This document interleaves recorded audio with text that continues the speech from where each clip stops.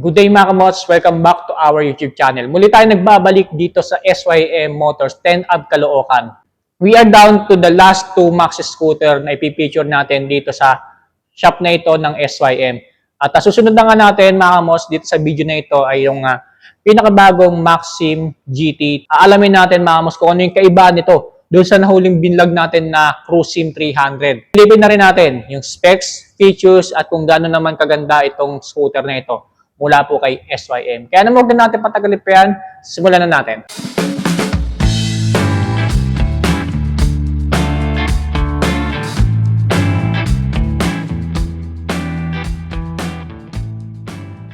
So ito naman po yung pinakabagong Maxi scooter pa rin mula kay SYM. Ngayong 2026, the Maxim GT. Napakaganda rin ng isang to, mga kamos, no? Gloss white, pero meron siyang color accent dito na gray. Dito sa may bandang gilid niya. Hanggang dun. So, dito sa windshield niya, kagandaan dito mga kamots, doon sa apat na naunang binlog kasi natin na Maxi scooter, nakafix siya. Kumbaga, kung gusto siyang itaas, kailangan nyo patanggalin yung tornilyo. Pero dito sa Maxim, na-adjust na to, hawakan nyo lang siya dito, ibababa nyo na siya.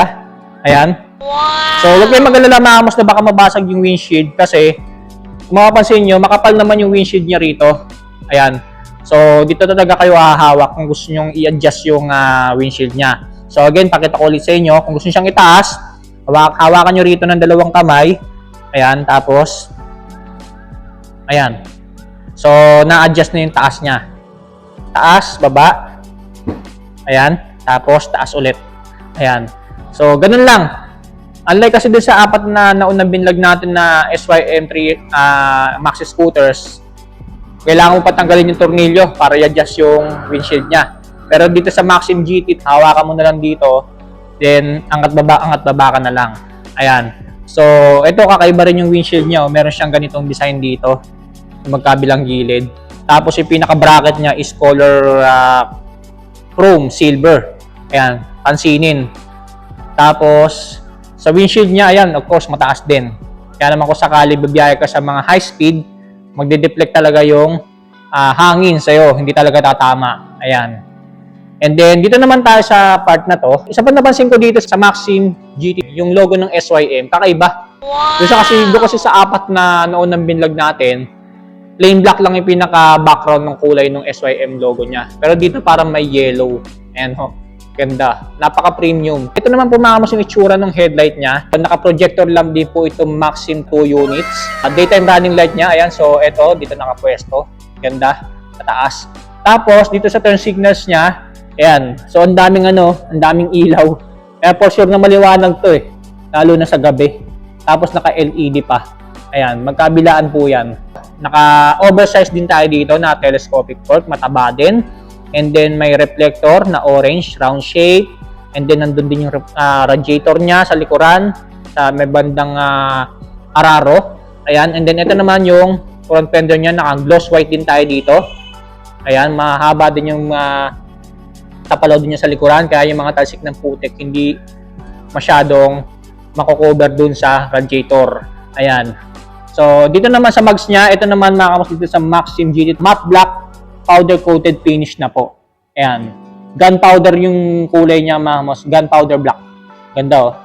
Dito naman tayo sa braking system niya. So, ito, masasabi ko naiiba yung itsura ng floating disc nito compared dun sa apat na naunang binlog natin. So, ito may two-tone color, black tsaka silver. Ayan. Tapos malaki rin. Tapos, rin to, oversized dual piston din tayo dito sa harapan na braking system sa stock niya. Tapos may bracket na rin po siya. Ayan, ganda, di ba? As you can see, wala rin siyang center footboard dito. And then, pero ito yung pinaka-footboard niya, extendable naman hanggang dito. Ayan. Same lang din naman sa Cruisim 300. And then may built-in na matting na rin, na rubber. Tapos meron siyang ganitong design sa gilid. And then dito, sa part na to, naka 3D emblem tayo dito ng Maxim, chrome silver, tapos GT na color red. So ito naman po yung passenger foot peg niya. Wala siyang rubber, mamos, no? Naka-alloy, full alloy talaga siya. And then ito naman po yung pinaka-itsura ng CVT niya. Ang laki ng niyo, crankcase cover niya. Tapos nakalagay dyan is SYM. Ito naman yung airbox cover niya. So naka-dual shock absorber din tayo dito mga kamos. And by the way, naka-oversize din po ito na dual shock absorber. Kung mapapansin nyo, mataba kasi siya. Heavy duty. Tapos, kung mapapansin nyo rin, meron din siyang susi dito na nakasuksok. Ibig sabihin yan mga kamos, para po yan sa under seat. Kung sakali maiwanan nyo yung susi sa loob or malobat yung susi ng yung remote nitong scooter na ito. Ayan, so may pang-open pa rin kayo ng upuan kung sakasakali. Ito naman yung itsura ng taillight niya. So naka-clear lens tayo dito, napakaangas. Tapos may solid red din tayo dito sa magkabila. Sa turn signals niya, dito rin nakalagay. Ayan, ang dami rin ilaw.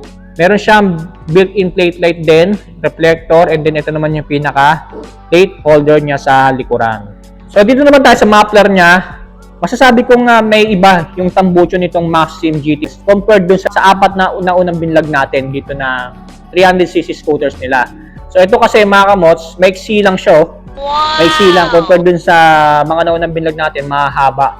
Ito medyo may pagka-maiksi lang pero malaki. And then ito naman yung pinaka-tip niya. Tapos sa heat guard niya nakalagay dyan is Maxim. Ayan. Ganda. Maliit lang din. Tapos isa pa sa napansin ko dito, mga yung swing arm niya, kakaiba yung kulay. Color matte silver. Ayan, no? Kaya pansinin eh. Matte silver. Tapos, ito yung pinaka-braking system niya sa likuran. Okay, sa pag-usapan na kagad natin mga yung sukat ng gulong nitong pinakabagong SYM Maxim GT. Harapan po ito gumagamit ng 120/70 by R15. Ayan, by the way, naka-tubeless star na rin po ito and then maxi star din po ang ginamit kagaya din sa Cruisin 300. Pagdating naman sa likuran niya, mga mas ito po yung naka 160/60 by R14. Malapad din yung upuan nitong isang to. Tapos naka-customize na rin, camel back seat. Ayan, tapos nakalagay dyan is Maxim. Tapos nagpapansin pa dito yung stitches niya, yung kulay ng tahi na ginamit, color white. Pansinin mga kamots na. Ayan, tapos naka-anti-slip na rin, magaspang. Sabihin, hindi basta-basta dudulas yung driver tsaka yung passenger kung sakaling biglaan kayong pipreno. Ito naman mga kamos yung itsura ng underseat compartment niya na ayon po kay SYM, kasya lang po isang full face helmet dito. And then dito naman mga kamos, I think kasya naman siguro kahit paano half face pero medyo maliit lang ang shell. Ayan, kasi hindi siya ganun kalapad. No? Pero dito sa part na to, kasya po ang full face helmet. And then dito sa gitna, meron pa kayong malalagay na gamit dito. Ayan. And then meron na rin po siya built-in compartment light. Kung sakasakaling na bigay ka sa gabi, mag-aalongkat ka ng mga gamit. Ayan. So, malaking tulong to. Ang kaganda naman dito sa Maxim na wala kay Cruisin 300 na nauna natin binlog, itong grab bar niya is naka 2-in-1 na po. Ibig sabihin, grab bar, tapos top box bracket ready na rin po ito. Ayan, naka-alloy grab bar tapos naka-matte black paint finish. So of course dito nakalagay yung fuel tank niya. Medyo may kalakihan to compared dun sa Cruisin 300 na nauna natin binlog. 13 liters fuel tank capacity. And dito naman tayo sa mga side pockets niya dito sa left side. Ayan, para mabuksan yan, meron pong button dito. Open mo lang yan. Ayan, so I guess kasya naman dito. Cellphone, ayan. Dalawang cellphone kasya, bottled water kasya din kasi malalim yung ano niya, bulsa niya. Mga kamots na, malalim siya. Pero makipot yung dito. Pero kasya naman ng cellphone diyan. Huwag niyo lang iiwanan mga kamots na kasi nabubuksan siya kahit hindi naka-activate tong motor na to. So dito naman tayo sa right side, and so nabubuksan din siya. Press niyo lang yan, button na yan. Ayan, so dito na rin po mga kamots nakapwesto yung charging port niya na naka-USB. Ready lang po. Ayan. So, hindi pa siya, wala siyang Type-C. Parehas lang sila ng sukat nung side pocket sa left side, malalim din.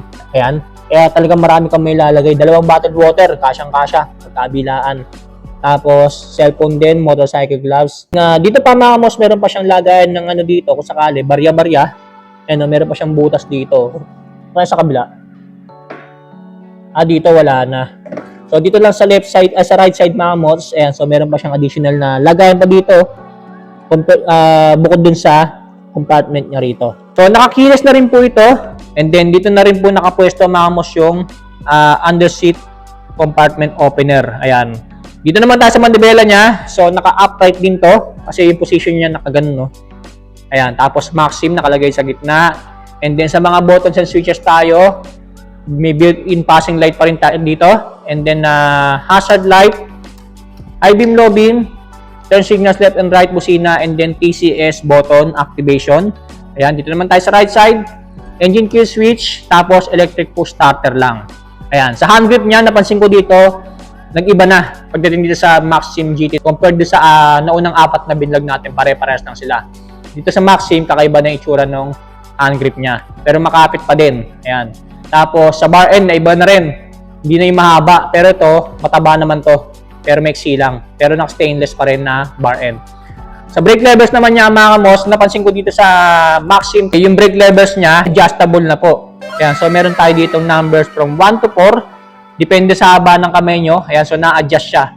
Ito lang yung Maxi scooter na nakita kong may fully adjustable na brake levers compared sa mga apat na naunang binlog natin, no? Ito lang Maxim GT 300 yun na iba yung brake lever kasi ito may fully adjustable brake lever na po tayo dito, left and right. Ayan, maganda yung ganitong features kasi mga kamos, para kung sakaling katagalan hindi tayo mangangalay kakapreno. Kaya kung sakaling yung rider maiksi o mahaba yung kamay, at least ma-adjust niya yung brake lever dito, depende sa preference niya. Ayan. So, dito naman tayo sa side mirror niya. So, dito nakapwesto sa may bandang manibela. Malaki din, malapad. So, dito naman tayo sa instrument panel niya, mamo. So, ito hindi pa ito naka-TFT din. So, kagaya din sa Cruising 300. Naka-LCD display din nito. Itong Maxim GT. Ito, pakita ko na sa inyo, mamos, yung sample na nakita ko sa internet. Para lang may idea kayo kung ano itsura nitong instrument panel niya kapag nakabukas na.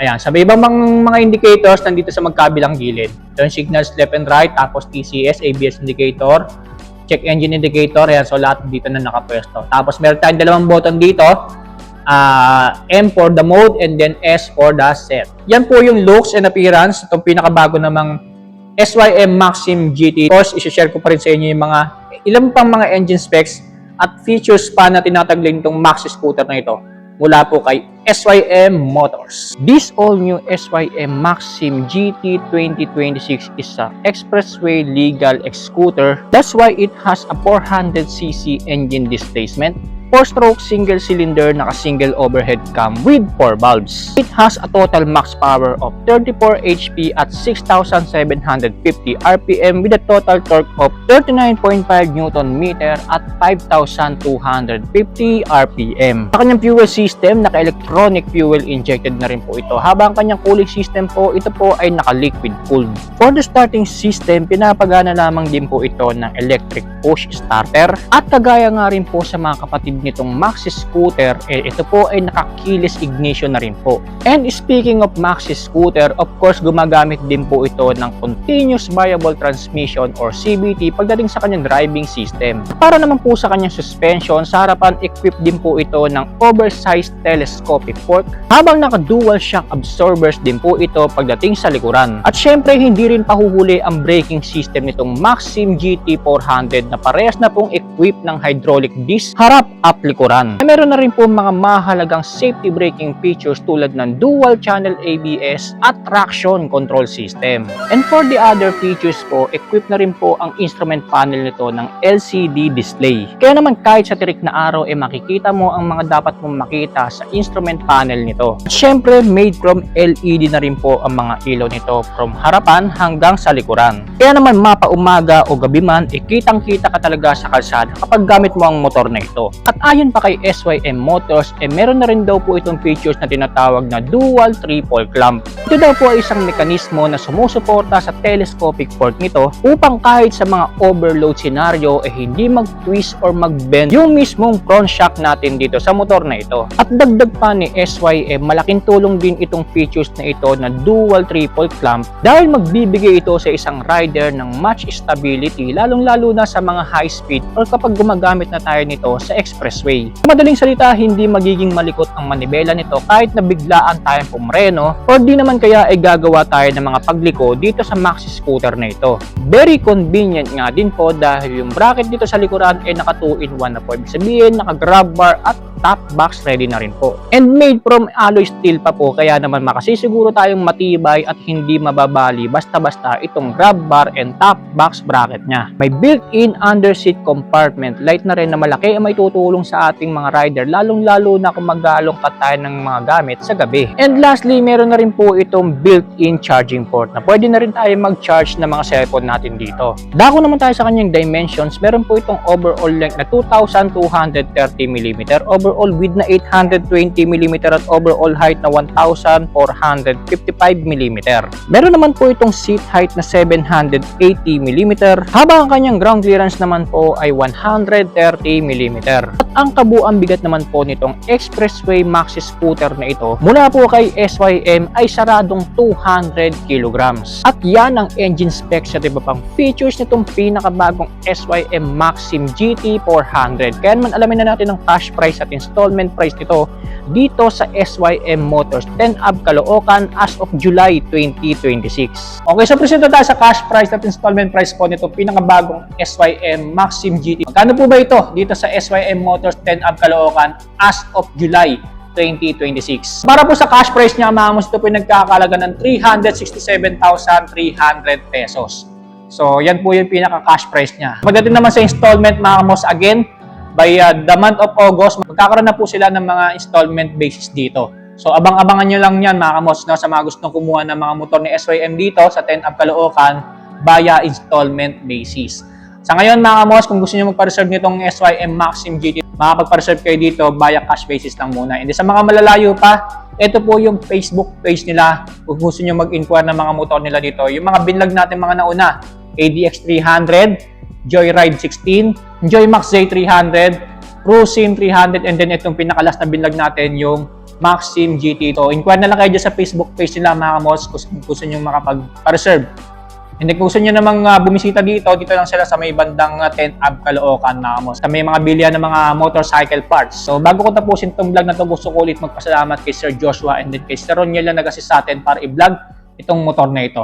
So, abangan nyo, mga kamos, yung pinakahuling motor na i-vlog natin dito sa SYM 10 Ave Caloocan. Ito daw po ay yung pinaka-high-end maxi scooter po nila pagdating dito sa SYM Motors 10 Ave Caloocan. Abangan nyo yan sa ating YouTube channel. Stay safe, ride safe always.